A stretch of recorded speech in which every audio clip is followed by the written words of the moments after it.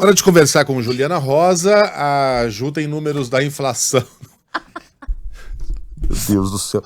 Desculpa, eu... Foi assim, imediatamente Ju, antes de entrar. Você tá com a gente já? Bom dia pra você. Desculpa.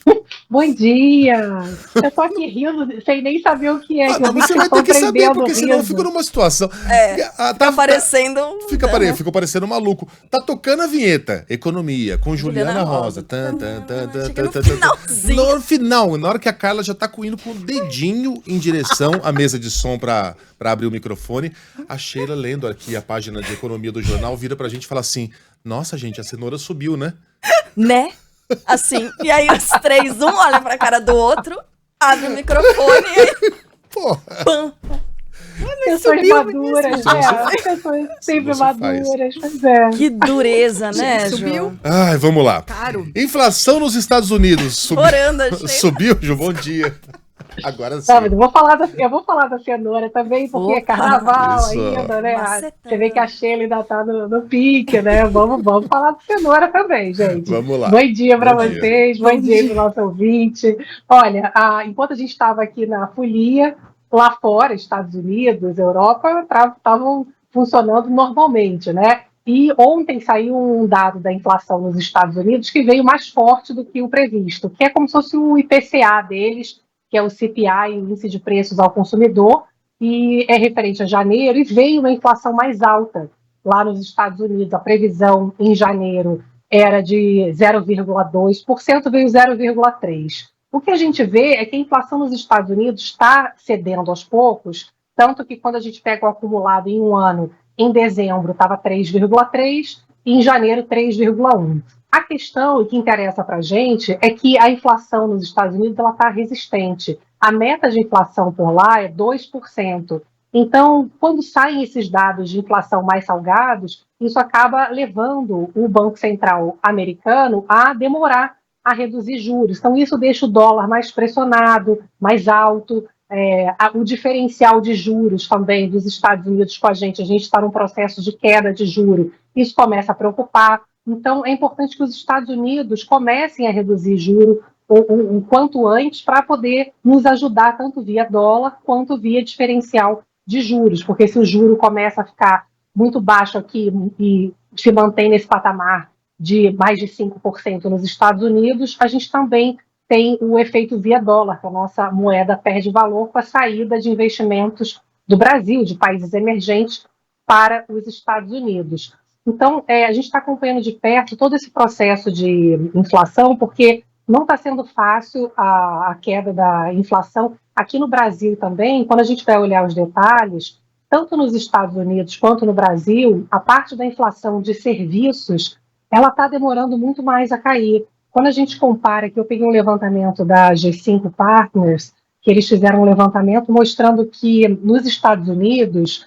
que a gente percebe é que comparando Brasil com os Estados Unidos, claro, são realidades diferentes, mas tem um comportamento semelhante dessa parte de inflação de serviços.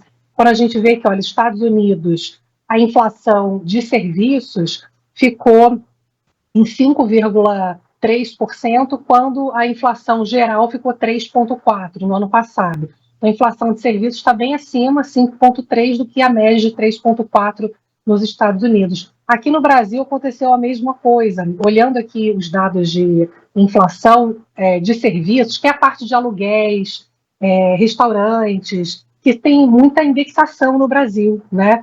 Muita coisa reajustada com base na inflação passada. Então, mesmo que o consumo diminua, você tem ainda custos que vão levando a uma demora maior da queda da parte de serviço. Aqui no Brasil, a média da inflação de serviços foi de 6,22, quando a nossa inflação foi 4,6.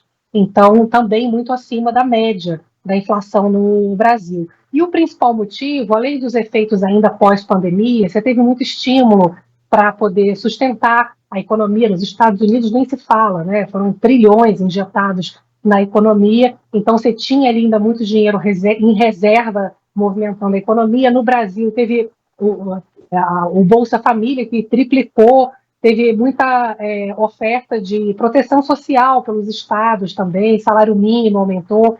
Agora, o que a gente vê é que esse ano a expectativa é que a inflação de serviços comece a diminuir. Por enquanto, ela ainda está resistente, tanto aqui no Brasil quanto nos Estados Unidos, mas a expectativa é que com esse juro alto, aqui no Brasil ficou alto por muito tempo, é que a gente tenha um mercado de trabalho menos aquecido esse ano e, com isso, os salários também vão ajudando a pressionar menos essa parte de inflação geral e a parte de serviços também. E eu não posso terminar sem falar da cenoura, né? Esse ano a gente tem a inflação de alimentos realmente vindo bem mais forte do que no ano passado. No passado, a alimentação dentro de casa, inflação, teve, na verdade, deflação. Muita gente pergunta, a picanha caiu 10% ano passado, porque a gente teve um movimento global que foi positivo, o mundo crescendo menos, né, os preços internacionais caindo, e aqui no Brasil a gente teve ajuda tanto de uma safra agrícola recorde, quanto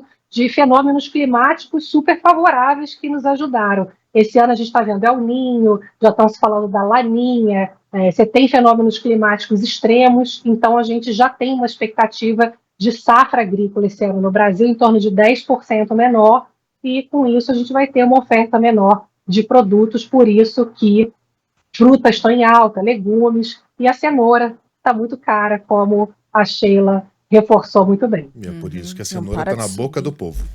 Juliana Rosa volta com outros números. Análise amanhã. Até, Ju. Beijão, boa semana. Boa semana nada, a gente já está na quarta-feira, né? Pois é, vamos lá, ainda faltam 2 dias. Tá com pinta de segunda. Embora eu tenha trabalhado todos os dias, com exceção do domingo, tá com pinta de segunda. Tá muito. Valeu, Ju, até. Até.